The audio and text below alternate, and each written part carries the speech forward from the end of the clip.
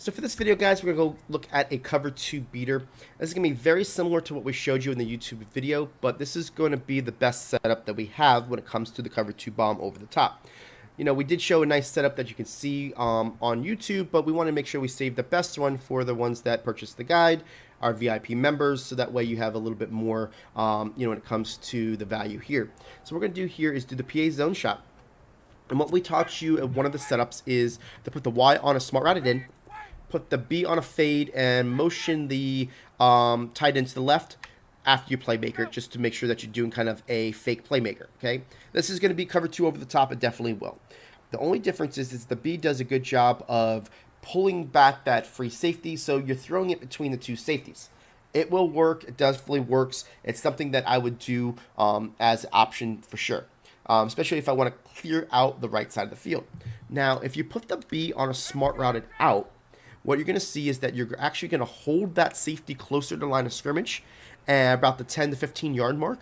And now you're going to be able to throw the ball over the top for the nice easy one-play score against cover 2 because of the fact that you're going to have that ability to really torch the player because there's nobody there. You can kind of out-throw them. So if you're a person who likes to roll out to the right, then you're going to be able to throw it into space. If you stay in the pocket, you're just going to be throwing it a little bit more to the right side of the screen because nobody's going to be there. Let me kind of show that here.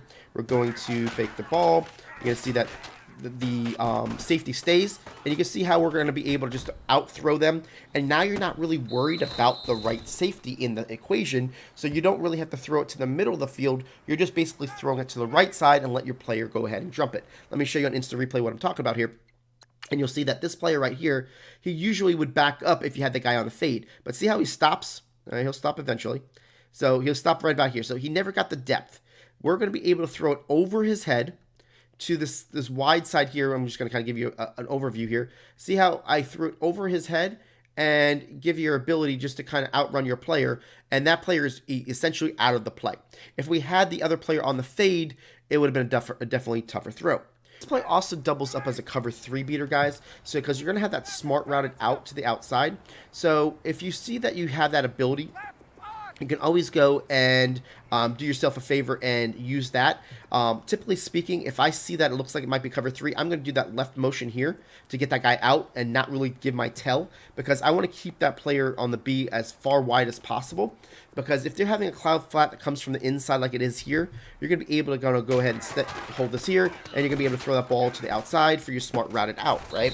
So if I moved him in with this player here, then you're going to notice that see how the B comes in? It's going to give a little bit of a advantage to the defense to get to that smart routed out. But if you leave the player on that tight end on the inside and just do this motion and get that player out, now you've got the ability to beat cover 3 and cover 2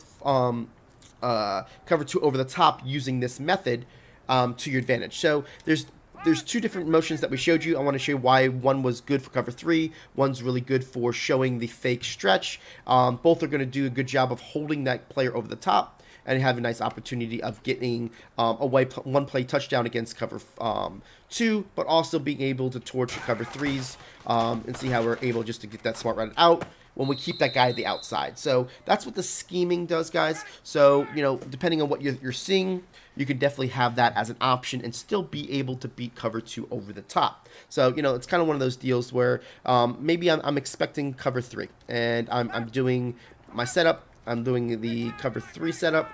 Oh, I shouldn't have done that. Let me go get that guy back. And I'm really saying, you know what? I am going to make sure that I'm going to be able to throw it to my B route on cover 3, right? So I got the B on the out, smart route him, and I'm moving this guy over because I'm thinking it's cover 3, and I put my Y on the smart routed in, right? Now it ends up being cover 2, all right? And they got the middle linebacker in the deep blue. I'm looking at the 2 safeties. If the 2 safeties spread, I know it's cover 2. If one safety rallies up and the other one rotates to the middle, I know it's cover 3. So I'll know basically about a half a second after I snap it what it is. So here we go. I see that they spread. I'm like, oh, it's cover 2. Let me just go ahead and get to the outside. I'm waiting for this X receiver. I'm throwing this ball over the top for the one-play score. So I already knew that I was going for the cover 3 beater.